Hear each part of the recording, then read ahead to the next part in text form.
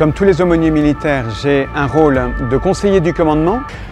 Je m'occupe aussi des familles à travers des préparations au mariage et au baptême.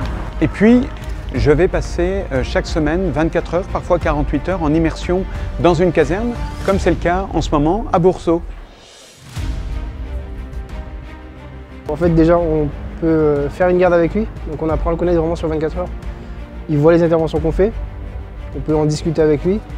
Quand on va à l'hôpital, on peut faire des petits débriefings après avec lui. Vous pouvez pas l'emmener directement.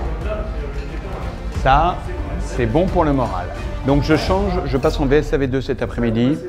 Donc voilà, vous m'avez supporté toute la matinée. Comme quoi, vous pourrez le dire, on peut survivre. Hein.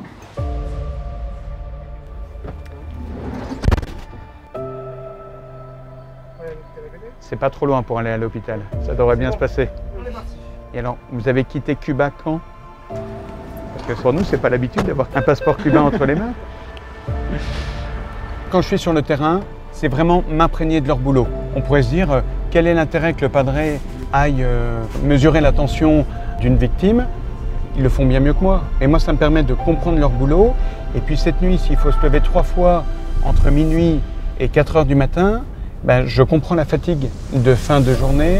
Et pour moi, c'est un vrai exercice comme padré, comme aumônier, d'être avec eux, de sentir parfois l'agacement de fin de nuit quand on est appelé par quelqu'un qui ne demande qu'une seule chose, c'est d'être emmené à l'hôpital gratuitement. Et là, les gars se disent parfois, moi je donne ma vie, je me fatigue pour des gens et je suis heureux de le faire, mais quand j'ai l'impression qu'on exploite le système, je me demande si c'est parfaitement juste. Et ces questions, elles sont légitimes. Et là, comme padré, de dire aux gars, mais tu sais, si tu l'avais pas fait toi, bah, peut-être que personne ne l'aurait fait.